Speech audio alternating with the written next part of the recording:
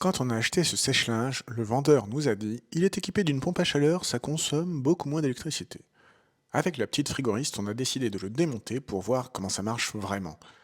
Et franchement, il faut enlever un sacré paquet de vis avant d'accéder au cœur du système. À l'intérieur, on retrouve un circuit frigorifique classique, un compresseur, un détendeur capillaire, un évaporateur et un condenseur. Comme il n'y avait pas de prise de pression, on en a rajouté nous-mêmes pour pouvoir lire les pressions d'évaporation et de condensation pendant le fonctionnement. Ce modèle contient 300 grammes de R134A. On l'a rechargé avant de le remettre en route. Alors, comment ça marche? Le linge est humide quand on le met dans le tambour. L'air circule en circuit fermé. Il passe par le tambour, puis par la batterie froide, ensuite la batterie chaude, et retourne chaud et sec vers le tambour. La batterie froide est plus froide que la température de rosée de l'air, donc l'humidité se condense sur les ailettes.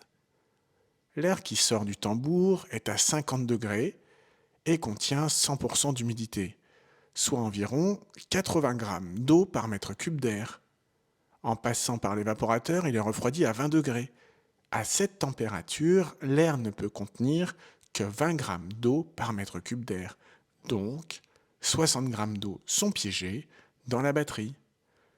Ensuite, l'air passe par le condenseur, qui le réchauffe à nouveau à 50 degrés, mais cette fois avec seulement 20 grammes d'eau par mètre cube d'air. Ça donne une humidité relative de 20%, donc de l'air très sec.